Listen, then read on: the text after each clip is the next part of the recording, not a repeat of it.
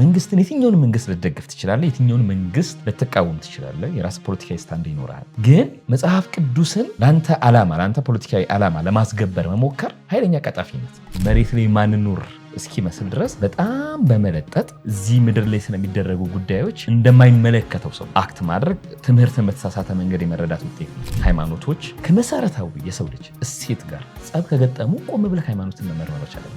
ፐብሊክ ላይ ያለ የሚታወቅ ፓስተር ኖ በእኔ ስም አይደለም ይሄ እኔን አይወክለኝም አቁም ካላለ ነገ የሚመገበው ምዕመን የሚመታበትን አርጩሜ እየቆረጠ ቸርች ውስጥ ያለው የብሔርተኝነት ስሜት የገነገነ ስለሆነ አንዳንድ ቦታዎች ላይ የሚሆኑት ሞቶች ትኩረት ያጡት የጠላት ብሔር ሞት ስለሆነ ባለራዕይ ነኝ ተገንጥሎ መክፈት ውስጥ ምናምን ነገር ውስጥ እኮ ሌሎች ፖለቲካዎች እንደተጠበቁ ሆኖ አንዳንዱ ብሔር ነው የምናውቃቸው ታሪኮች አሉ።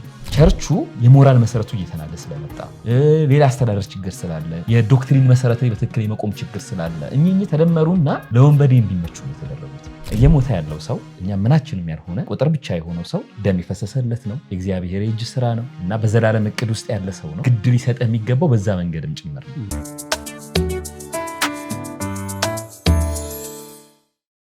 ይህ የመስቀል ወቅታዊ ዝግጅታችን ነው። ዛሬ በመስቀል ወቅታዊ ዝግጅታችን ከወንድም ተስፋአብ ተሾመ ጋር ነው አብረን ያለነው። ተስፋአብ ተሾመ እንግዲህ በጋዜጠኝነት እንዲሁም በደራሲነት የሚታወቅ ወንድማችን ነው። አትሊስት 3 መጽሐፎች አንዱ የካድኩትና 2 ያመንኩት ሁለት የካደው ነው አንድ ያመነው የካድኩት 2 ያመንኩት በተቃራኒው ልሰድዬ እኮ ነው። አንድ የካደው 2 ያመናቸው መጽሐፎች አሉት። በተለይ ሁለቱን በተወሰነ መንገድ ለመመልከት ሞክሬያለሁ። ማህበረሰባዊ፣ ስነ ልቦናዊ እንዲሁም ሀገራዊ ርዕሶችን ለማንሳት የሚጥር እንዴት ግላዊ ነገሮች ፐርሰናል የሆኑ ኢሹዎች እንዲሁም የኋልዮሽ ነገሮች እንዴት አድገው ጠንክረው ደግሞ ማህበረሰባዊ ተጽዕኖን እንዴት እንደሚያመጡ እንዴት አፌክት እንደሚያደርጉ በተወሰነ መንገድ የሚናገሩ መጽሐፎች እንዳሉት ይታወቃል። እነዚህ 2 መጽሐፎች በተለይ አሁን ሪሰንትሊ ደግሞ አንድ መጽሐፍን አበርክቷል። ስለዚህ መጀመሪያ ስለሱ መጽሐፍ እናውራና ምንድነው ለማለት የፈለግከው? የዙፋን ልፊያ ነው የሚለው ርዕሱ እና ምንድነው ዙፋን የሚያላፋው ከሚለውን ጀምርና እስኪ ትንሽ እያዳበርን ደግሞ እንሄዳለን። እንግዲህ መጀመሪያ እንግዳ ስለሆንኩ በጣም አመሰግናለሁኝ። የዙፋን ልፊያ ልብወለድ ነው፣ ወጥ ልብወለድ ነው። በእርግጥ በተናጥል ሊነበብ የሚችል ደግሞ በጋራም ሊነበብ የሚችሉ ታሪኮችን የያዘ መጽሐፍ ነው። የዙፋን ልፊያ ስለ እርስ በርስ ጦርነት የሚያወራ መጽሐፍ ነው። እንግዲህ የመስቀል ፖድካስት ኦዲየንሶች እንዴ መንፈሳዊ ቻናል አይደል ይሄ ነገር እንደ የዙፋን ልፊያ እርስ በርስ ጦርነት ላይ መሰረት ተደርጎ የተጻፈ መጽሐፍ ነውና የእርስ በርስ ጦርነትን በተመለከተ ብዙ ጊዜ የቁጥር መረጃዎች ይወጣሉ። በእኛ ሀገር ጦርነት እንኳን የኔ ያክል ሰው ሞተ፣ የኔ ያክል ሰው ተፈናቀለ እንዲህ የተባሉ ዳታዎች ይወጣሉ። እኔ በመጽሐፉ መናገር የፈለግኩት በጣም ተራ የሚባሉ ሰዎች፣ ስም የሌላቸው ዜጎች እንዴት ባለ መንገድ ጦርነት አፌክት እንደሚያደርጋቸው አሁን በመጽሐፉም እኔ የትኛውንም ወገን የመውቀስም የማወደስም ዓላማ አልነበረኝም። በተቻለ መጠን ተርታው ሰዎች፣ በታሪክ ውስጥ ትኩረት የማይሰጣቸው ሰዎች እንዴት ባለ መንገድ ነበር ሲጎዱ የነበሩት። ከቁጥርነት ባለፈ ማይቻውኑ ብለው ስታቲክስ ብቻ የሆኑ ሰዎች ማለት ነው። አዎ ለምሳሌ እዚህ ቦታ ላይ አደጋ ቢፈጠር ያደርሰና አማኑኤልና 9 ሰዎች ሊባል ተስፋ የማይታወቁ ሰዎች ከዛ እነኛ ባዶ ቁጥር ብቻ የሆኑ ሰዎች በትክክል ቁጥር የሆኑት ለስታቲስቲክሱ እንጂ ለሰዎች ቁጥር አይደሉም። ታውቃለህ አንድ የማይታወቅ የጎዳና ተዳዳሪ ሞተ ሲባል እሱ ለጓደኞቹ ለማህበረሰቡ እንደ ተራ ነገር ቢቆጠርም በሰርክሉ ላሉ ሰዎች ለእናቱ ልጅ ነው፣ ለአባቱ ልጅ ነው፣ ለወንድሞቹ ለእህቶቹ ምናምን ነገር እና ለሆኑ ሰዎች በጣም ዋጋ አላቸው። አይደለም ሰዎች ውሻ እንኳን ቢሆን አንድ ውሻ ጥይት ቢበላው በጣም ቅንጦት ሊመስል ይችላል። ግን ለሆነ ሰው ደግሞ የሚያሳድገው ከሱ ጋር በጣም አታችመንት ደግሞ ያለው ሰው አለ። ለሰው ደግሞ ሲሆን በጣም ከፍ ያለ ነው። አንድ ወጣት ወድቆ ሲቀር ለሚስቱ ባል ነው፣ ለልጁ አባት ነው። ተስፋ የሚያደርገው ምናምን ነገር እሱ ላይ ነው። ለእናቱ የአይኗ ማረፊያ ነው ለአባቱ እንደዛ ነውና እነኚህ በቁጥር ብቻ የተጠቀሱ ሰዎች እንዴት ባለ መንገድ በጦርነት እየተጎዱ እንደሆነ የግድ መነገር ስላለበት ስለነሱ ለማውራት ነው። እንግዲህ የዙፋን ልፊያ በጣም ተራ ሰዎች እንዴት ባለ መንገድ በጦርነት እንደሚጎዱ የሚተርክ መጽሐፍ ነው። በጣም ጥሩ። ስለዚህ ከቁጥር ተደርገው ይሄን ያህል ሺህ ይሄን ያህል መቶዎች ተብለው የሚታለፉ ነገር ግን በተለያዩ ማህበረሰባዊና ፖለቲካዊ ኢኮኖሚያዊ ጉዳቶች ዳፋ የሚደርስባቸው ሰዎች ምን አይነትን ኑሮ ይኖሩ ነበር? ምን አይነት የነሱ ማለፍ የነሱ መኖር የነሱ መገኘትና ለመገኘት ምን አይነት ማህበረሰባዊ ምስቅልቅል ያመጣል? ራሱ ምን ማለት ናቸው የሚለውን በተወሰነ መንገድ ነግረህናል። በጣም ጥሩ መጽሐፍ እንደሆነ በጣም ብዙ ምስክርነቶችንም ሪቪዎቹንም ለመመልከት ሞክሬያለሁ። እንግዲህ ቅዱሳት መጽሐፍት አንድ ከሚነግሩን ክርስቲያናዊ ፖድካስት ስለሆነም ትንሽ ክርስቲያናዊ መልክም ቅርጽም እንስጠው ከማለት ነው። እንግዲህ ቅዱሳት መጽሐፍት ከሚነግሩን ነገሮች መካከል አንዱ ለትንንሾች መልሰው እርዳታ ሊሰጡ ለማይችሉ መልሰው ድጋፍን ሊያደርጉ ወይንም ውለታችንን መመለስ ችሎታ ለሌላቸው በጎነትን ማድረግን እንደ ትክክለኛ ክርስቲያናዊ መገለጫ ወይም ትክክለኛ ከእግዚአብሔር ጋር ወዳጅ የመሆንን መገለጫ አድርጎ ይቆጥረዋል። በተለይ አዲስ ኪዳን ጌታችን ኢየሱስ ክርስቶስንም ጨምሮ ማለት ነውና ከሱስ አንፃር እንዴት ታየዋለህ? ከክርስትና አንፃር እዚህ ግባ የማይባሉ ሰዎችን ሚዲያ የሚያልፋቸው ሰዎችን ቁጥር ብቻ ሆነው የሚያልፉ ሰዎችን ልክ በእንደዚህ አይነት መንገድ መዘገብ በእንደዚህ አይነት መንገድ ማስታወስ እንዴት ትመለከተዋለህ? ከክርስትና አንፃር የሚለውን እስኪ ትንሽ እንመልከተው። በመጀመሪያ እዚህ ጋር አንድ አጥርቼ የሚሄድ ያለብኝ ነገር እኔ ሰባኪ አይደለሁኝም የሃይማኖት መምህር አይደለሁኝም እና ግን እንደ አንድ ግድ እንደሚሰጠው ሰው በዛ አውድ እንዲታይ ይፈልጋለሁኝ። ወደ ጥያቄ ስመለስ ምንድነው ክርስቶስ እንዴት ነው ሰዎችን የሚያያቸው ነው እንግዲህ ዋናው ነገር። ለክርስቶስ ቁጥር ብቻ አይደሉም፣ ለእግዚአብሔር ቁጥር ብቻ አይደለም አንድ የሚሞት ሰው ዋጋ የሚከፍል ሰው። ስለዚህ አንድ ሰው ክርስቲያን ነኝ ሲል ክርስቶስ በሚያይበት መንገድ ለማየት የሚሞክር ክርስቶስ የሞተለትን የሚወድ ክርስቶስ ያከበረውን የሚያከብር መሆን አለበት። እንደው በዛ ደረጃ እንኳን ማድረግ ባይችል በዛ ደረጃ ለመሆን መሞከር መትጋት ወደዛ ለማደግ የሚሞክር መሆን መቻል አለበት። ስለዚህ እየሞተ ያለው ሰው እኛ ምናችንም ያልሆነ ቁጥር ብቻ የሆነው ሰው ደም ይፈሰሰለት ነው፣ የእግዚአብሔር የእጅ ስራ ነው እና በዘላለም እቅድ ውስጥ ያለ ሰው ነው። ግድ ሊሰጥ የሚገባው በዛ መንገድም ጭምር ነው። አሁን ደግሞ የቤተክርስቲያንን ብልቶችም አካሎችም ናቸው እኮ ሰዎች። አሁን በጣም በሚያሳዝን ሁኔታ በጣም እያንዳንዱ ነገር በመፈልገው በራሳችን ቡድን የሚታይበት ዘመን ላይ መታናል። ግን እንደው በራሳችን ቡድንም እንይ ብንል የቤተክርስቲያን አንድ አካል የሆኑ ሰዎች ናቸው። ለዘላለም ተስፋ የተጠሩ ናቸው። ምናልባት ደግሞ ሊነገራቸው የሚገባ ምስራች በሆነ ሰው ስንፍና በእኛ ስንፍና ምናምን ያልተነገራቸው ወርዝ የሚያደርጉ ናቸው እና ዝም ብሎ ቁጥር ብቻ አይደሉም። በክርስቲያናዊ መነጽርን ብንመለከታቸው ከቁጥር ላቅ ያሉ ዋጋ የተከፈለላቸው ናቸው። እንደውም በነገራችን ላይ ክርስቲያን ነኝ የሚል ሰው መጽሐፍ ቅዱስን አነባለሁኝ የሚል ሰው ክርስቶስን እከተላለሁ የሚል ሰው ሌላው አንድ ሴኩላር የሆነ ሰው ከሚያይበት መንገድ በተለየ መንገድ ነው እንደውም ማየት ያለበት። አንድ ሴኩላር ሰው አይ እኔ ሰብአዊነት ግድ ይሰጠኛል፣ እንደ አንድ ሰብአዊ ሰው የሚሞት እያንዳንዱ ሰው ግድ ይሰጠኛል ብሎ የሚያስብ ከሆነ አንድ ሰው ክርስቲያን ነኝ ካለ በጣም በተለየና በላቀ መንገድ ነው ማሰብ መቻል ያለበት። እየሞተ ያለው ዋጋ የተከፈለለት በክርስቶስ ዘላለማዊ ፍቅር የሚወደድ የመንግስት ወራሽ መሆን ያለበት ሰው ነው እየሞተ ያለው። ስለዚህ በተለየ መንገድ በጣም በተለየ ከፍ ባለ ሰብአዊነት ነው ግድ ሊሰጠን የሚገባውና ስለነሱ ማውራት ያለብን። እንግዲህ የመዘገብ ዓላማው ትኩረት ሰዎችን እንዲያገኙ ማድረግ ነው። ታሪክ ሲጻፍ በተለይ ደግሞ በእኛ ሀገር በብዙ ምክንያት ትልልቁ ታሪክ ነው የሚጻፈው እኚህ በጣም ተራ የሆኑ ሰዎች የታሪክ ማዕከል መሆን አይችሉም እና እነሱን እንደ ታሪክ ማዕከል አድርጎ መዘገብ እነሱ ትኩረት እንዲያገኙ ያደርጋል። ትኩረት ባገኙ ቁጥር ቢያንስ እንዳይደገም ብለህ እንድትነሳ ያደርጋልና ክርስቲያን ስትሆን በዛ ክርስቶሳዊ ርህራሄ የማየት ግዴታም ጭምር ይኖርብሃል።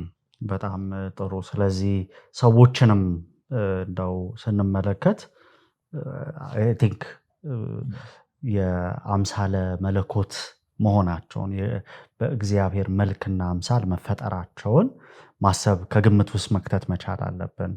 የእግዚአብሔር ፍቅር በኢየሱስ ክርስቶስ በኩል የፈሰሰላቸው መሆኑን መመልከት መቻል አለብን እና እንደውም ከሌላው ዓለም በተለየ እኛ በጣም ሴንሲቲቭ መሆን መቻል አለብን የሚለን ሐሳብ አይ ቲንክ አንስታል። እስኪ ወደኛ ማህበረሰብ እንምጣ።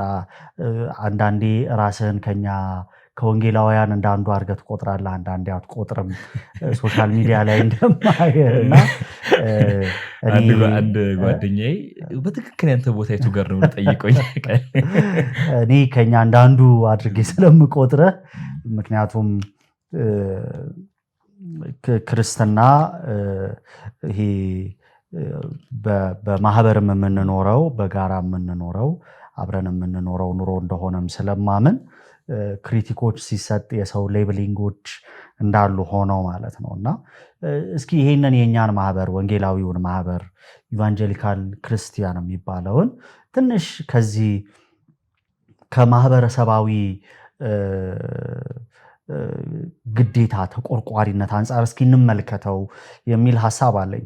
ብዙ አንተ ማህበረሰባዊ ኢሹዎችንም ስለምታነሳ ማለት ነውና እስኪ ከዛ አንጻር እንደው በአጠቃላይ እንዴት ትገመግመዋለህ የወንጌላውያንን የማህበረሰባዊ ተሳትፎ? መርህ ያለው ይመስልሃል ወይ? በምን አይነት መርሆች ላይ የተመሰረተ ይመስልሃል? አጠቃላይ ግምገማ፣ እይታ፣ ግላዊ ኦብዘርቬሽንህን እስኪ አጋራን። በጣም ደካማ ነው ይሄ። ዝም ብሎ ደፋር ድምዳሜ አይደለም። ወንጌላውያን አማኞች ማህበራዊ ጉዳዮች ላይ ከራሱ ከእምነቱ ሰርክል ውጪ ባለው ጉዳይ ላይ ያለው ተሳትፎ እጅግ በጣም ደካማ ነው። ይሄ ደፋር ድምዳሜ ሳይሆን አስረጆችን ማቅረብ እንችላለን። ፖለቲካን በተመለከተ ያለን አስተሳሰብ፣ ማህበራዊ ጉዳዮችን በተመለከተ ያለን አስተሳሰብ፣ ሞራላዊ አጀንዳዎች ላይ ጭምር ያለን አስተሳሰብ በጣም ደካማ እና በጣም የታጠረ ነው እና ለዚህ በጣም ብዙ ምክንያቶች ይኖራሉ። ዝም ብለው ምክንያቶቹ ምንድነው ብለህ ብትጠይቀኝ አንዱ የተዛነፈ አስተሳሰብ አለን ከብዙ ነገር አንጻር። ከሀገሪቱ የመነጠል ራስን አገሬ በሰማይ ነው፣ አዎ አገሬ በሰማይ ነው የሚለውን እንዴት ነው በጣም ተለጠጠና ምድር ላይ እንደው ምንም እንትን የሌለን ይመስል መሬት ላይ ማንኖር እስኪመስል ድረስ በጣም በመለጠጥ እዚህ ምድር ላይ ስለሚደረጉ ጉዳዮች እንደማይመለከተው ሰው አክት ማድረግ ትምህርትን በተሳሳተ መንገድ የመረዳት ውጤት ነው። ከዛ ውጭ ለምሳሌ ዝም ብያውን ብትጠይቀኝ ከ90ዎቹ በኋላ አይተህ ከሆነ የፕሮቴስታንት ቁጥር በጣም በፍጥነት ነው እየጨመረ የመጣው። እሱ በጣም በፍጥነት እየጨመረ ሲመጣ ለሚመጣው ሰው የሚመጥን መዋቅር በጣም የተደራጀ በጣም በቂ መምህር ምናምን ነገር አልነበረም። እውነቱን ከተነጋገርን ከ1% ተመጣው ቁጥር የቤተክርስቲያን ተቋማዊ የሆነ ብቃት ወይንም ተቋማዊ የሆነ ይዞታዋ ያንን ቁጥር ለማስተናገድ ብቁ አልነበረም። ለምሳሌ ከ1% ወደ 20% እኮ መቀየር ወይ ከ3% ወደ 20% መቀየር ቀላል ነገር አይደለም። ልክ በዛ መጠን በጣም በፍጥነት ሰው ሲመጣ በጣም በፍጥነት ብዙ ብቁ ነገር ማዘጋጀት ይኖርብሃል ማለት ነው። ብቁ መምህር ማዘጋጀት ይኖርብሃል። መዋቅር በጣም ጠንካራ መሆን መቻል አለበት ወዘተ ወዘተ። ስለዚህ ለዛ በጣም የሚበቃ ነገር ሳታዘጋጅ ስትቀር ምን ይፈጠራል? ያለው ክፍት ቦታ የግድ መሞላት ስላለበት የስነ መለኮታዊ ጥንካሬው በጣም ደካማ የሆነ ክፍተቱን ማንም የሚሞላው በቃ ትንሽ ብቻ ሲኒየር የሆነ ምናምን ነገር እየመጣ የሚሞላው ቦታ ሆነ። ለዛም እኮ ነው አይተህ ከሆነ በጣም በአጭር ጊዜ ውስጥ ቴዎሎጂ ያደርቃል ብሎ የሚያስብ መማር አሲፍ በጣም ኃጢአት ቢመስል መማር የመጽሐፍ ቅዱስ ተጻራሪ የሚያደርግ ሎጂክ በትክክል ማሰብ ከእምነት ጠላት የሚያደርግ የሚመስለው ምዕመን አይደለም። መምህራን፣ ሰባኪዎች ምናምን ነገር ተፈጠሩ እነኛ በብዙ ነገር እያዛነፉ ነው የሚያሳድጉት ትውልዱን። ስለዚህ በተዛነፈ መዋቅር ላይ ስትቆም ሁሉም ነገር የምታይበት መንገድ የተዛነፈ ይሆናል። አገርን የምታይበት መንገድ፣ ማህበረሰብን የምታይበት መንገድ፣ ሌላውን እምነት የምታይበት መንገድ በጣም የተዛነፈ ይሆናልና ስለዚህ መዋቅሩም በሚገባ መንገድ የተሰራ አለመሆኑ የፈጠረው ችግር አለ። በታሪክ አጋጣሚ ካለፍንበት መንገድ የተነሳ ራስን ከሀገሪቱ በጣም የመነጠል ሌላውም ያየው መንገድ አለ፣ ራስህ ያለፍክበት ታሪክ አለ። እኚህ ደግሞ ተደምሮ ራስን በጣም ነጥሎ የማየት ነገር ይፈጠራልና ራስን ስትነጥል ክስተቱ እንደ አንድ አካል ራስን አትቆጥርም። ስለዚህ የሆኑ ሰዎች የሚያደርጉት ጥፋት ምናምን ነገር አድርጎ የመመልከት በጣም የመነጠል ዝንባሌ ተፈጥሯልና በዚህ ዝንባሌ የተነሳ በጣም ብዙ ኪዮስ ተፈጥሯል። ያ ኪዮስ ደግሞ ውጭ ላይ ብቻ የሚቆም አይደለም። እያንዳንዷ ውጭ ላይ ያለችዋ ኪዮስ ቤተክርስቲያንንም አታክ እያደረገ ነው ያለው። ወንጌል አማኙ እንደሚናገረው ከፖለቲካና ኮረንቲን በሩቁ ብሎ እንደሚናገሩ አይደለም የሆነው። የፖለቲካ ጉዳይ ቤተክርስቲያንን ሰንጥቋት አይተናል። ይሄ ለአባባል ያህል በጣም ነገሮችን ለማጋነን ምናምን ነገር አይደለም። ለምሳሌ ብንመጣ የዚህ ዘመን ፖለቲካ መለያ ምልክቶች መካከል አንዱ ብሔርተኝነት ነው። ብሔርተኝነት ወደ ቤተክርስቲያን እንዴት እንደገባ እያየን ነው። ራስን እነጥላለሁ ማለት ብቻ ዋጋ እንደሌለው ታያለ ማለት ነው። በአንድ እጁ መጽሐፍ ቅዱስ በሌላኛው እጁ የብሔር ካርድ የያዘ በጣም ብዙ ሰው እየተመለከትን ነው።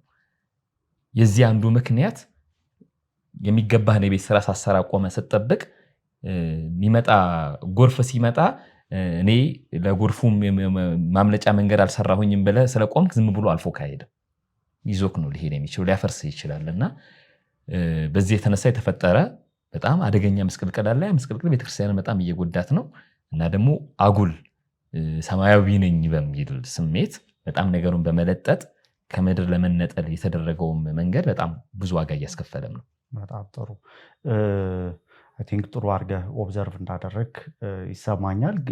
ግን እስኪ ትንሽ እናዳብረው። በተለይ አሁን የምንኖርበትን ዘመን እንዴት መመልከትስ አለብን ብለህ ታስባለህ?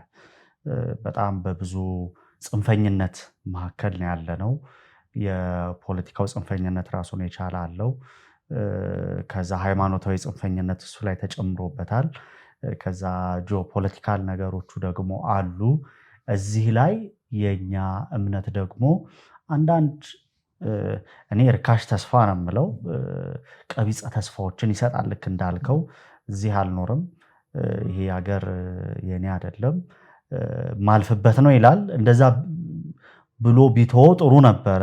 ግን እንደዛ እያለም ግን በጣም ሙሉ እጁ ተነክሯል አይደል? ሙሉ ሰውነቱ ተነክሯል። በተለይ የሀገራችን አማኝ እኔ ብዙ በሚገርም ይሄ ፓራዶክሲካል በሆነ መንገድ አይመለከተኝም ግን አራምደዋለሁ በሚል አይነት መልኩ ማለት ነው። እና እንዴት እንረዳው አሁን ያለውን ማህበረሰባዊ ምስቅልቅሎች? መቼም እንደምናውቀው ነው ሀገሪቷ በተለያዩ አይነት ጦርነቶች በአራቱ ማዕዘን እየተናጠች ነው ያለችው። የጦርነት ጉሰማዎች መቼም ጠፍተው አያውቁም እዚች ሀገር ላይ። ማህበረሰባዊ ምስቅልቅሉ፣ ድህነቱ፣ ችጋሩ፣ ሰው በረሃብ መቸገሩ፣ የኑሮ ውድነቱ፣ እነዚህ ሁሉ ነገሮችን ክርስቲያናዊ መነጽር እንዴት አድርገን እናያቸው? ምክንያቱም በጣም ማተር የሚያደርገው በተለይ ለክርስቲያን እሱ ስለሆነ ምንድነው ክርስቲያናዊ ወርልድ ቪው ምን ይመስልሃል የሚለውን ትንሽ እስኪ እናውራበት። ምንድነው ቅድምም አንስተነዋል በተወሰነ፣ ግን አሁን ያለውን ጉዳይ እንዴት እናየው? ምክንያቱም የምታስታውሰው ነው አሁን እንኳን በቅርብ ሪሰንትሊ የኦርቶዶክስ ወንድሞቻችን ላይ ሃይማኖታዊ ጥቃት ማሳካር የምንለው አይደለ ጅምላ ጭፍጨፋ ተከስቷልና እሱን እስኪ እንዴት ነው መመልከት ያለብን? ናት ኦንሊ ሃይማኖቱን ብቻ ሳይሆን አጠቃላይ ያለውን እንዴት መመልከት አለብን ብለህ ታስባለህ? ይሄ በጣም ውይይት የሚፈልግ ነገር ነው። በዚህ አጋጣሚና ለማገኛቸው ለአንዳንድ ክርስቲያን ወንድሞቼ በተለይ መንፈሳዊ ጉዳይ ላይ በጣም ለሚሳተፉ ሰዎች በጣም ደጋግሜ እነግራቸዋለሁኝ። መታዩበትን መነጽር ግዴ ለማስተካከሉት እያልኩኝ አንዳንዴ ምን ይፈጠራል መሰለ፣ ለገዛ ፈቃዳችን ብለን የመጽሐፍ ቅዱስን ኮንቴክስት በጣም በምንፈልግበት በጣም አጣመን እኛ በምንፈልገው መንገድ ለማስባል እየሞከርን ነው። እኔ እስከሚገባኝ ድረስ ሃይማኖቶች ከመሰረታዊ የሰው ልጅ እሴት ጋር ጸብ ከገጠሙ ቆም ብለህ ሃይማኖትን መመርመር መቻል አለብህ። እምነትህን መመርመር መቻል አለብህ። አሁን አንድ ሰው ጴንጤ ነኝ ብሎ ከተናገረ በኋላ አሁን ጴንጤ የሚለውን ተርም እንትኑን ተተነው በተለምዶ ጴንጤ ነኝ ይባላል አይደለ? አንድ ሰው ጴንጤ ነኝ ካለ በኋላ ሰብአዊ እሴቶች ላይ ጠላት ሆኖ ለመቆም ፈቃደኛ ከሆነ እና ያንን ከሃይማኖቱ ጋር የሚያዛመደው ከሆነ ማድረግ ያለበት ሃይማኖቱን መተው ያለበት። ይሄ በጣም ደፋር ንግግር ሊመስል ይችላል፣ ግን ሃይማኖቶች የሰብአዊነት ጠላት መሆን መቻል የለባቸውም። አሁን ግን እያየን ያለነው ወደኛ ቤት እንምጣና ወንጌላውያን አማኝ ጋር በጣም በማስ የሆነ ዘመን ላይ ብዙ አማኝ መጣ። ከዛ የመጣው አማኝ መሰረት ባለው መንገድ በበቂ ሁኔታ አልተማረም። በጣም እንደ ጎርፍ ስለሆነ የመጣው። ከዛ እዛው ተወልዶ ያደጉ ለምሳሌ እናቴም አባቴም ፕሮቴስታንቶች ምንድነው ሃይማኖታችሁ ስንባል ቃለ ሕይወት ምናምን ነገር እያልን ያደግነው። ከዛ ስናደግ በቃ አውቃለሁኝ አንዳንድ ነገሮችን ካደኩ በኋላ የደህንነት ትምህርትን ካደኩ በኋላ ከተጠመኩ በኋላ ነው የተማርኩት። በማንበብ በምናምን ነገር በጣም በለበለብ የተማረ ምናምን ከዛ ምን እንደሚል የቆመበት የእምነት መሰረት ምን እንደሆነ የማያውቅ ሰው ተፈጠረ። አሁን የቆምክበትን መሰረት ምን እንደሆነ ሳታውቅ በአእምሮህ የምትፈጥረው አለ። ታውቃለህ? ሁሉም ሰው አምላክ አለኝ ስላለ አምላክ አለው ማለት ላይሆን ይችላል። የፈጠረው በአእምሮ በምናው የፈጠረው በጣም ክፉ አምላክ ሊኖር ይችላል። ከዛ እሱን አምላክ ታውቃለህ አንተ መጽሐፍ ቅዱስ ላይ እየጠራኸው ያለውን አምላክ አድርጎ ሊያቀርብልህ ይችላል። ስለዚህ ምንድነው እያመንኩ ያለሁት? የቆምኩበት መሰረት በራሱ ምንድነው የሚለውን በጣም ማወቅ ያስፈልጋል። የቆምክበት መሰረት መሰረታዊ ከሚባል ሰብአዊ እሴት ጋር የሚያጋጭ ከሆነ ለመመርመር ፈቃደኛ መሆን መቻል አለብህ። እምነትህን ለመመርመር ፈቃደኛ መሆን መቻል አለብህ። እምነትህ ላይ ጥያቄ ሲመጣ ምንድነው እየሆነ ያለው ብለህ ለመጠየቅ ፈቃደኛ መሆን አለብህ። ቢያንስ መሰረታዊ በሚባሉ ነገሮች በጣም ዝርዝር የሆነ ጉዳይ ምናምን ነገር ተተክ በጣም መሰረታዊ የሚባል ነገር አንድ ሰው ሲገደል ደስ የሚልህ ከሆነና ያንን አምላክ አደረገው የምትል ከሆነ እያመለክ ያለው ማን እንደሆነ መጠየቅ መቻል አለብህ። ማን እሱ አምላክ? አንተ በምናብ የፈጠርከው አምላክ ነው እንጂ ቅዱሳት መጽሐፍት አይደለም። እናንተ አንድ ጊዜ የሰራችሁት ዶክመንተሪ ነበር ሌላ ኢየሱስ የሚልና ለምሳሌ ሲዲ ተቃጠለብኝ ብሎ ከተማም ያቃጠል ከሆነ ሌላ አምላክ ነው እያመለክ ያለው እንጂ መጽሐፍ ቅዱስ ላይ ያለው አምላክ አይደለም። የቆምንበትን መሰረት በትክክል ማወቅ አንድ አስፈላጊ ነገር ነው። ከዛ ውጪ ምንድነው ሚናዬ? ማህበረሰብ ውስጥ የማህበረሰቡ አንድ አካል ነን። ከማህበረሰቡ ራስን መነጠል አትችልም። ሚናዬ ምንድነው? የተነገረኝ ሚና አንዱ ሰው በመሆን ብቻ ምንም ሁን የምትከተለው ሃይማኖት፣ ብሔር ምን ሁን ሰው በመሆን ብቻ የምትጋራቸው ኃላፊነቶች አሉ፣ ሚናዎች አሉ። ከዛ ውጪ ግን አንድ ሰው ክርስቲያን ነኝ ካለ ክርስቶስን የሚከተል አይደለ? መሰረታዊ የሆኑ ኃላፊነቶች አሉበት ክርስቶስን የሚከተል ሰው። ፍርድ ሲጓደል፣ ድሃ ሲበደል ክርስቶስን የሚከተል ሰው እንዴት ነው ያንን ጉዳይ የሚያስበው? ቢያንስ የኢፍትሃዊነት ተባባሪ መሆን የለበትም። ቢያንስ ዝርዝር ፖለቲካዊ ጉዳዮች ላትገባ ትችላለህ። በመሰረታዊነት ግን የኢፍትሃዊነት የጥቃት ተባባሪ አትሆንም። ክርስቶስን እከተላለሁ ብለሃል አይደለ? ክርስቶስ የኢፍትሃዊነት ተባባሪ አይደለም። ቢያንስ ክርስቶስ የጥቃት ተባባሪ አይደለም። እከተላቸዋለሁ ያልከው ቅዱሳት መጽሐፍት እቆምበታለሁ ያልከው የእምነት መሰረት በመሰረታዊነት ኢፍትሃዊነትን አይተባበርም። ስለዚህ በዛ አውድ ነው መመልከት ያለበት። በዛ አውድ ከተመለከትክ ከዛ መሬት ላይ የሚደረጉ አሁን እየሆነ ያለው ነገር ምንድነው?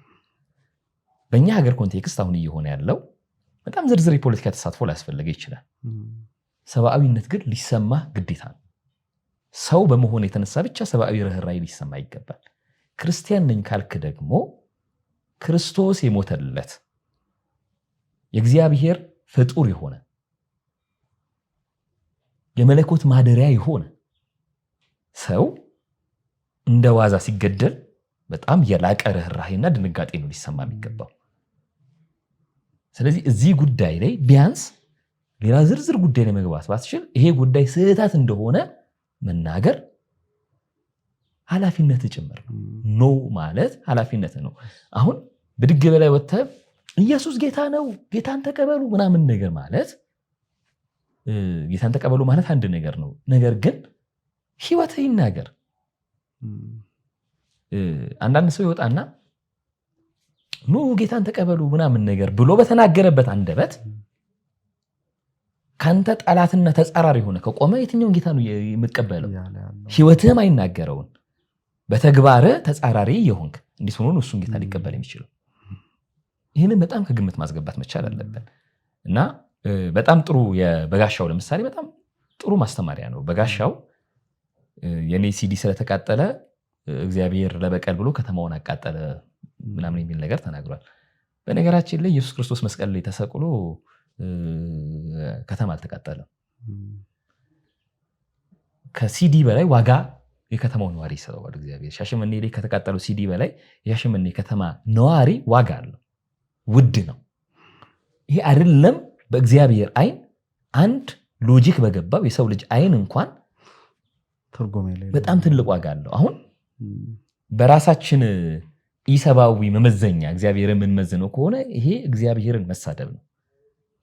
ከኔ ያነሰ ነው የሚረዳው፣ እኔ ካለኝ ሰብአዊነት ያነሰ ነው ብሎ መናገር ነው። ይሄ በጣም ትክክል አይሆንም። እና ሌሎች ወገኖች ላይ የሚደርሰው እያንዳንዱ ጉዳት ሊያስደነግጥ ሊያሳምም ይገባል። እሱ ማያሳምም ከሆነ ተቀበልኩት ያልከው ክርስቶስ ውሸት ነው። ምክንያቱም በሌላው ቁስል የሚሳለቅ አምላክ አይደለም ያለው። ሐዋርያቱ እንደዛ አልነበሩ።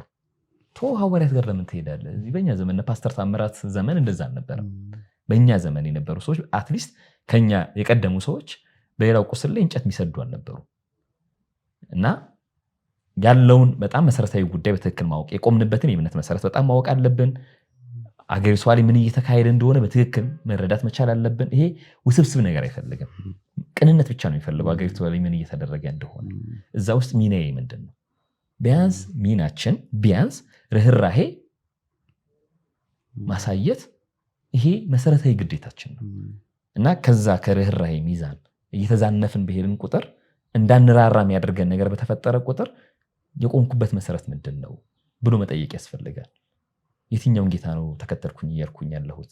ለሌላ ሰው እንዳራራ የሚያደርገኝ፣ በሌላ ሰው ጉዳት እንድስቅ የሚያደርገኝ፣ በሌላ ሰው ለቅሶ ፈገግ የሚያሰኘኝ የትኛው አምላክ ነው ብሎ መጠየቅ በጣም ነው የሚያስፈልገው።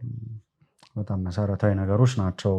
እነዚህን የክርስቲያናዊ ቁመናችንንም የሚፈትሹ ናቸው። ክርስቶስ እንዴት እንደተረዳን፣ ክርስቶስ እንዴት እንደተማርን የሚያስረዱ ናቸው። በጣም ጥሩ ነገሮችን ያነሳው።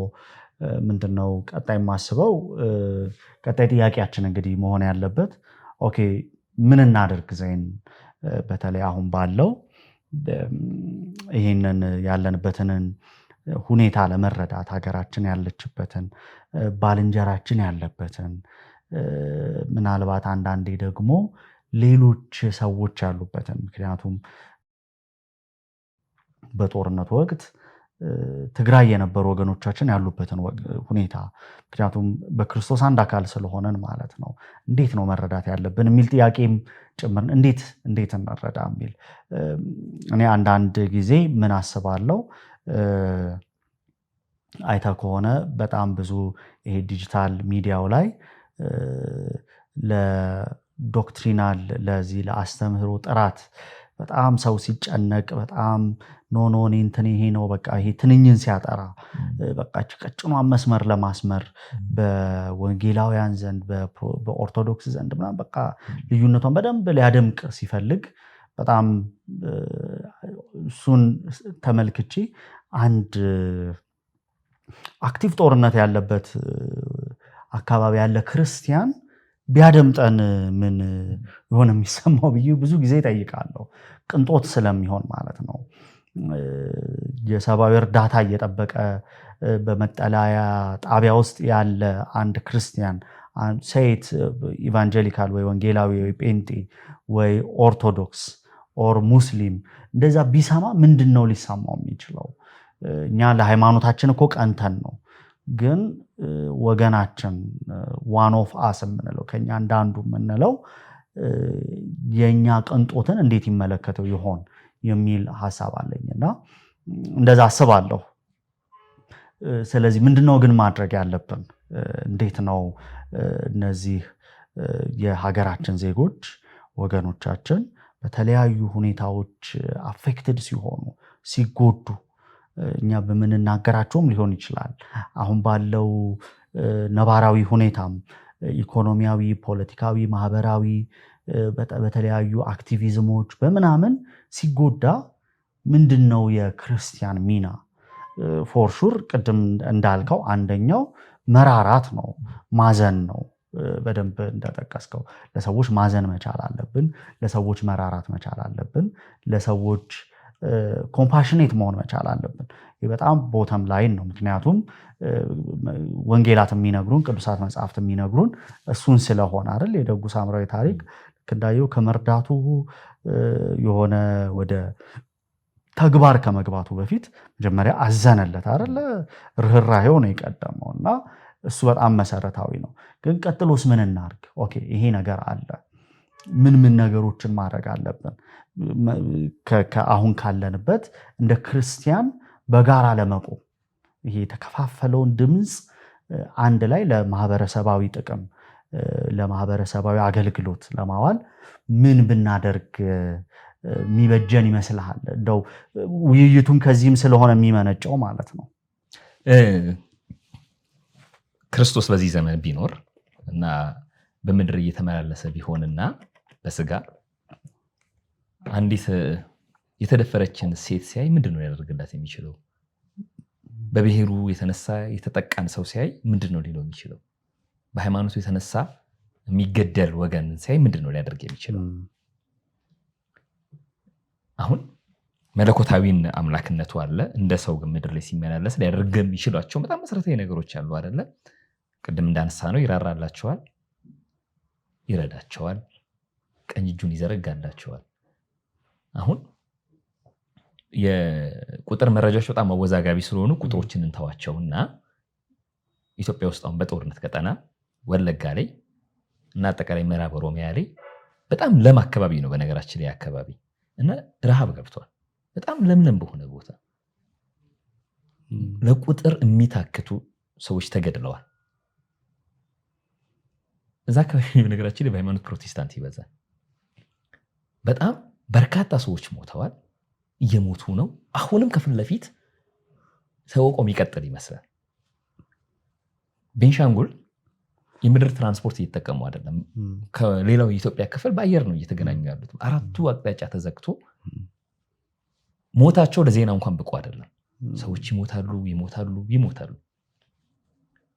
የትግራዩን የምናውቀው ነው ሲጅ ውስጥ ሁሉ ገብቶ ነበረ አሁንም ድረስ ሰዎች እንዴት ከዛ ቁስል አልወጡም ብቻ ሳይሆን ሌላ ጦርነት ያለ ይመስላል አማራ ክልል ላይ ተገቢውን ትኩረት ያላገኘ ጦርነት እየተደረገ ነው ያለው እያንዳንዱ አቅጣጫ ላይ ሰዎች እየሞቱ ነው ያሉት እንግዲህ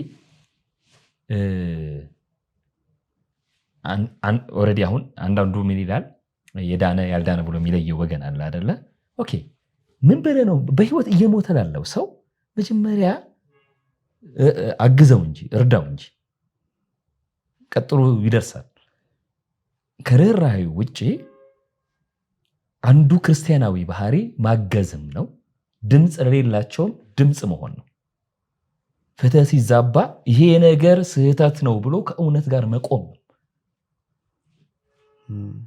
ስህተት ነው ይሄ ነገር ከዚህ ጋር አልተባበርም ድምጽ የሌላቸው ወገኖቼ ድምጽ ሆንላቸዋለሁ ሲገደሉ ዝም አልልም ሲነወሩ ዝም አልልም ፍትህ ሲዛባ ዝም አልልም ብሎ ቦልድ ሆኖ ወጥቶ መናገር እያንዳንዱ ክርስቲያን ምርጫው ሳይሆን ግዴታው ነው በተለይ የቤተ ክርስቲያን መሪዎች ማንን ነው የምትመራው እኔ አዝናለሁ በጣም ይሄ አሁን ቀጥሎ የምናገረው ንግግር ትንሽ ዊርድ ሊሆን ይችላል አማኑኤልን አይወክልም እኔን ነው የሚወክለው መባ የምትቀበለው ምእመን ምጽዋት የምትቀበለው ምእመን ደሞዝ የሚከፍለ ምእመን እየሞተ ሰባይ ነገሩ አይሰማ አትሊስት ደሞዝ ከፋይ እኮ ነው እየሞተ እንዴት ነው ግድም አይሰጥ ቆሜለታለው የምትለው ምእመን እየሞተ አንዳንዱ ከዚህ ድሃ ምእመን በተመነተፈ ገንዘብ ቅንጡ ኑሮ እንደሚኖር እናውቃለን። በዛ በቁስሉ ላይ አጉል ተስፋ ሰጥቶት ተሻገራለ ተሰባበራለ ብሎት እሱ ከድህነቱ ተሻግሮ ድህነቱን ሰባብሮ ወጥቶ ሲያበቃ እንዴት እዛ ድሃ ሰው ህይወት ግድ አይሰጠውም? ኖ ይሄ ስህተት ነው ብሎ መናገር አለበት። መንግስትን ሄዶ መናገር አለበት። ፖለቲከኞቹን መናገር መቻል አለበት። ይሄ ምን ያመጣል? እስር ላይ ያመጣ ይችላል፣ ሞት ላይ ያመጣ ይችላል። እሱን ለመቀበል ፈቃደኛ ካልሆነ ያላመነውን ነገር ነው እየተናገረ ያለው ማለት ነው። እስር ቢያመጣ ለመታሰር ፈቃደኛ መሆን መቻል አለበት። አንድ ፓስተር ከእውነት ጋር ተባብሮ ያ ከእውነት ጋር መተባበሩ የሚያሳስረው ከሆነ የሚፈራ ከሆነ እኔ ፓስተርነቱን ብቻ አይደለም ብጠራጠረው ምናልባት ጌታን ተቀበልለው ምችላለሁኝ። ለምን መሰለ? ማስረጃዎች እኮ አሉ። ዮሐንስ ምናልባት ከኮንቴክስት እንዳይወጣብን ግን ዮሐንስ እኮ አንገቱ ከመቆረጡ በፊት የፖለቲካ አጀንዳ ባይሆንም ስህተቱን ስህተት ነው ብሎ ተናግሯል። ስህተት ነው ብሎ የመናገር ችግር አልነበረበትም። ወደኛ ዘመን እኮ ወደ ምንድን ነው ከኛ ዘመን ትንሽ ቀደም ብለን እኮ ብንሄድ ጉዲና ቱምሳን እናገኛቸዋለን አይደለ? ስህተት ነው ይሄ፣ ህይወት አስከፍሏቸዋል። ነገር ግን ለእውነት ዋጋ ለመክፈል ፈቃደኛ ሳትሆን ነው ወደኔ እውነትና የምትለኝ። ዋጋ ያስከፍላል። ዋጋ ለመክፈል በተለይ አገልጋዮች ግዴታ አለባቸው።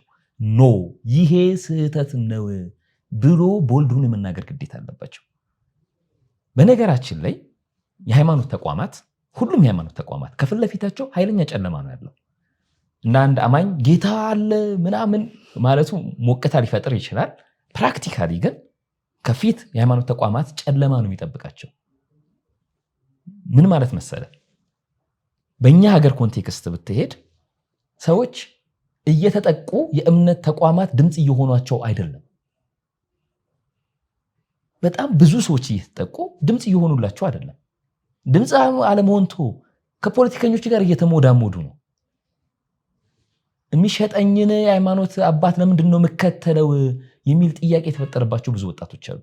አይምሰለ ህብረት ማድረግ ያቆሙ በጣም ብዙ አሉ። አደባባይ ላይ ወጥቶ የሚናገሩ ጥቂት አሉ። ብዙዎቹ ግን ህብረት ማድረግ ያቆሙ አሉ።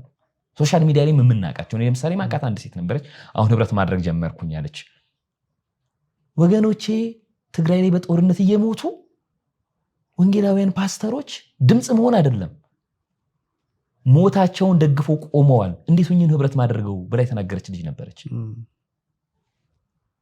በዚህ መንገድ ከሃይማኖት ተቋማት ጋር ህብረት ማድረግ እያቆሙ ያሉ ሰዎች አሉ። ቁጥራቸው በጣም እየጨመረ ነው የመጣው። አንድ ከዛ ደግሞ የእምነት ተቋማት መሪዎች ጋር የተፈጠረ የሞራል ውድቀት አለ። በጣም ሙሰኞች ናቸው ብዙዎቹ።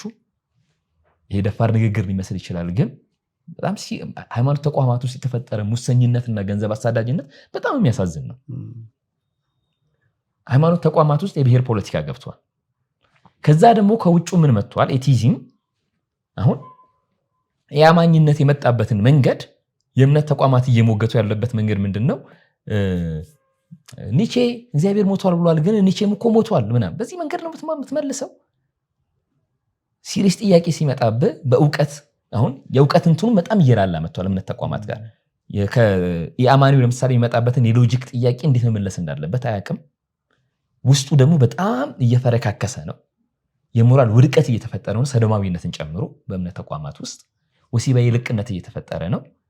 ስለዚህ አሁን የእምነት ተቋማት የሞራል ስታንዳርድ መሆን እያቆሙ ነው። በዚህ ሁኔታ ውስጥ ደግሞ እኛ ሀገር ላይ አሁን ምንድነው እየተፈጠረ ያለው?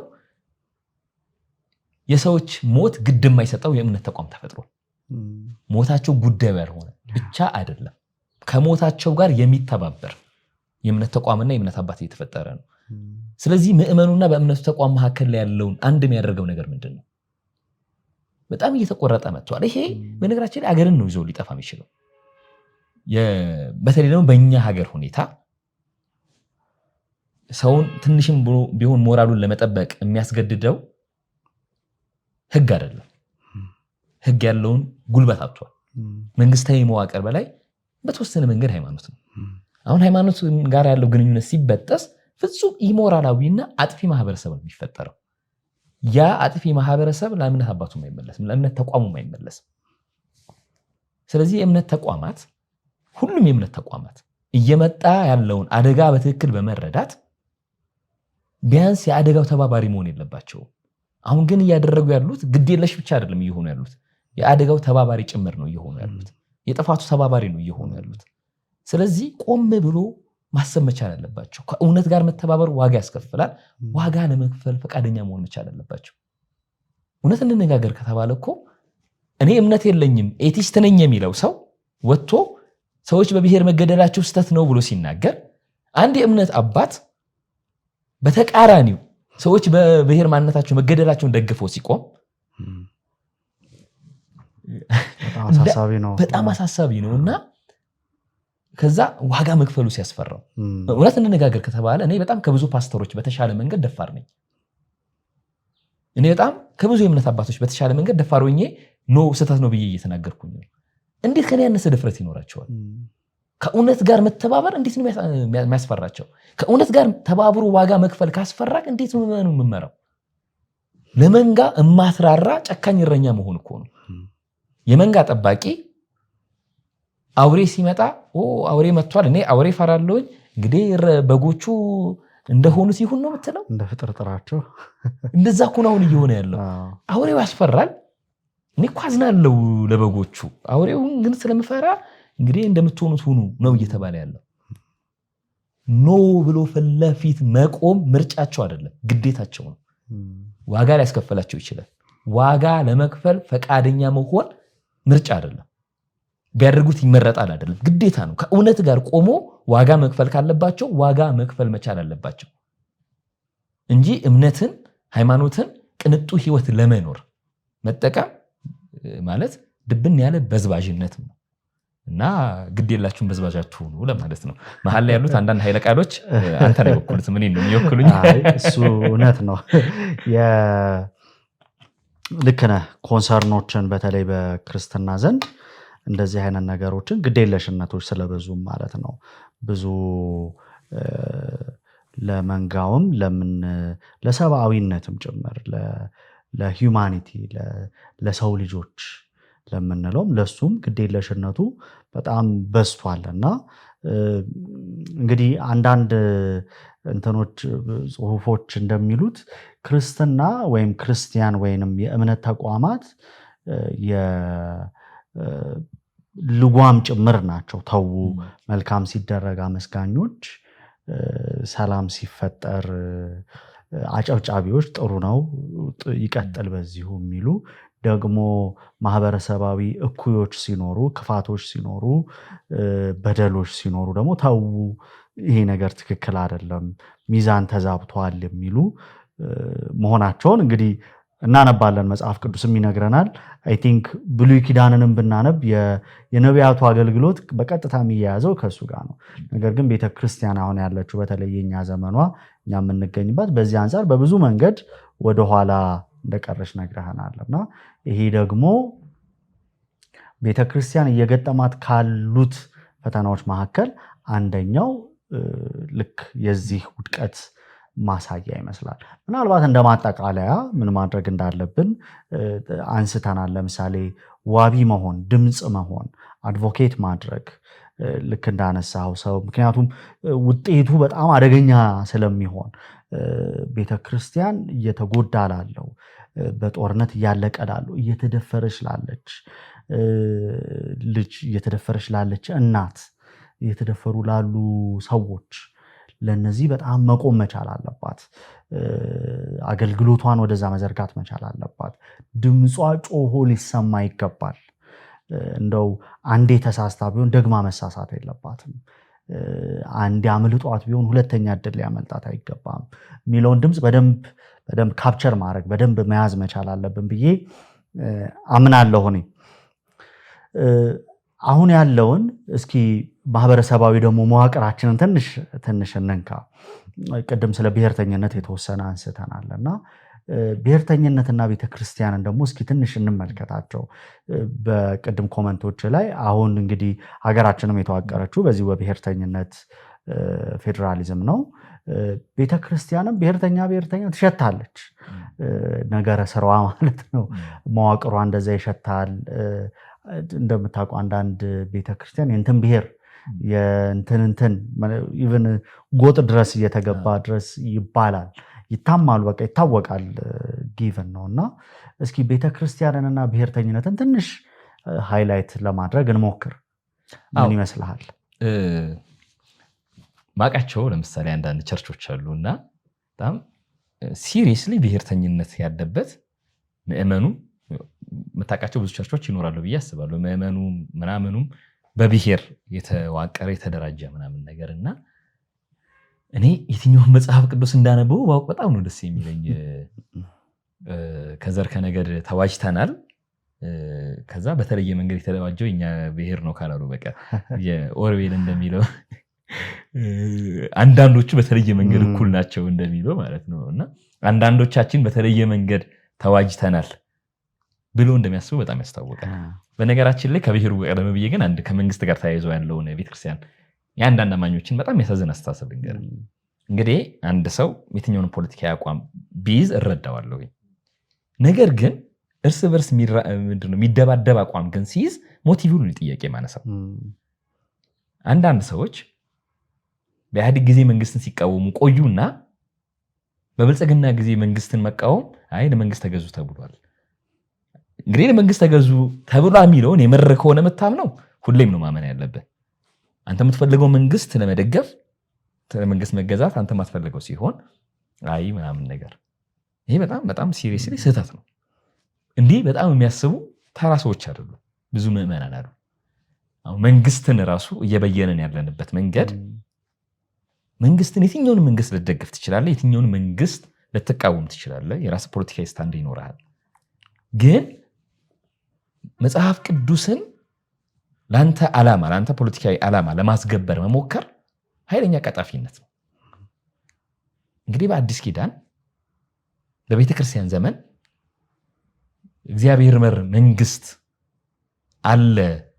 ይሄ ለእያንዳንዱ ሀገር እግዚአብሔር መንግስታትን ልክ እንደ ብሉይ ኪዳን ዘመን ማለት ነው እግዚአብሔር ማነው ሳኦልን እንዳመጣው ዳዊትን ምናምን ነገር እንዳደረገ በየጊዜው የሆነን ሰው እያመጣ ይሾማል ብሎ ማመን አንደኛ መሰረታዊ መንገድ ስህተት ነው።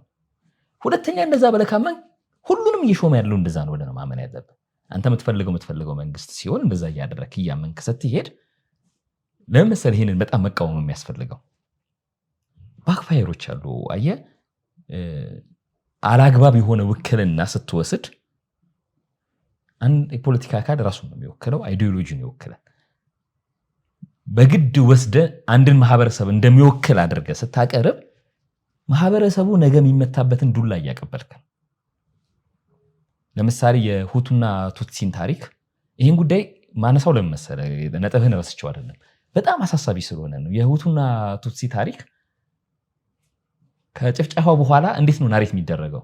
ሁቶች ቱትሲዎችን የገደሉበት ታሪክ ተብሎ በስም የሚደረገውን ነገር በእኔ ስም አይደለም አይወክለኝም ማለት ግዴታ ይኖርባል። ከሌላው በተለየ መንገድ በስምህ ጥፋት ሳጠፋ ኖ አትወክለኝም በስሜ አታጥፋ ብለህ መናገር አለብህ። ለተጎዳውም አይወክለኝም ብለህ ቀድመህ መናገር ግዴታ አለብህ።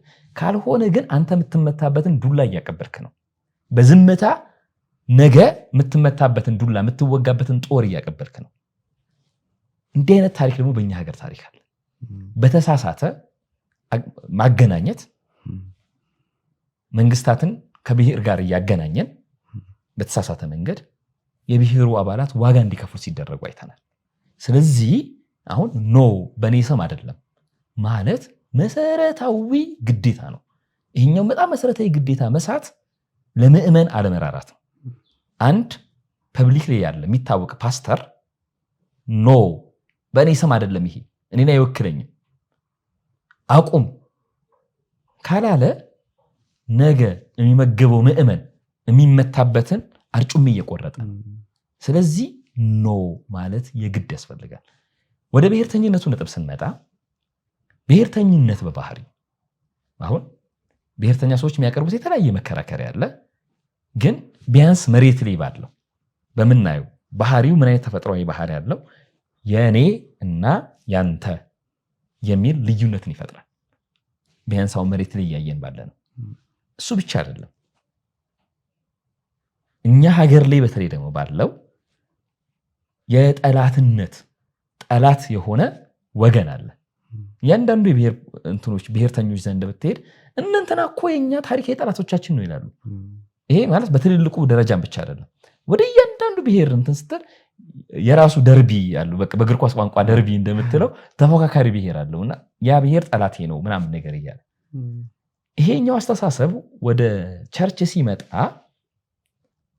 እንግዲህ ሁሉም በክርስቶስ እኩል ማየት ተባብለናል አይደለ?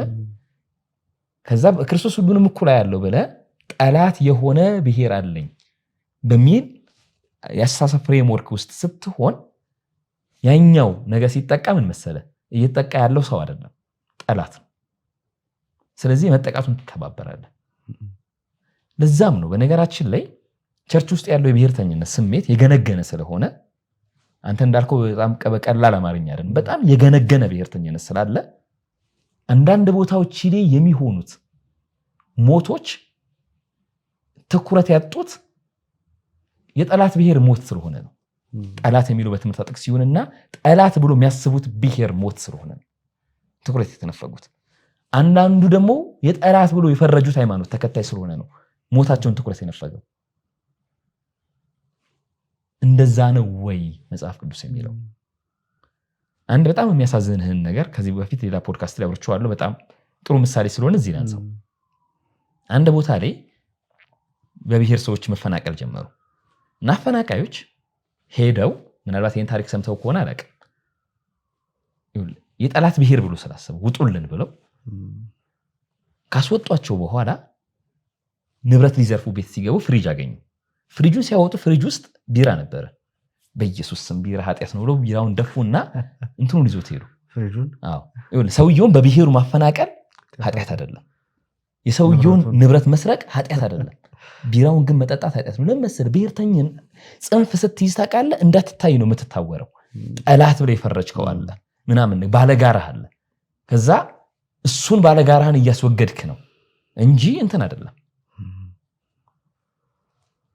ይሄ በጣም አደገኛ ነው። ቤተክርስቲያንን በደንብ ነው የሚሰነጣጥቀው። አንዳንድ ቸርቾች ውስጥ ያለው ባለራዕይ ነኝ ተብሎ ተገንጥሎ መክፈት ውስጥ ምናምን ነገር ውስጥ እኮ ሌሎች ፖለቲካዎች እንደተጠበቁ ሆኖ አንዳንዱ ብሔር ነው የምናውቃቸው ታሪኮች አሉ። የኛ ብሔር እኮ ተገፍቶ ምናምን።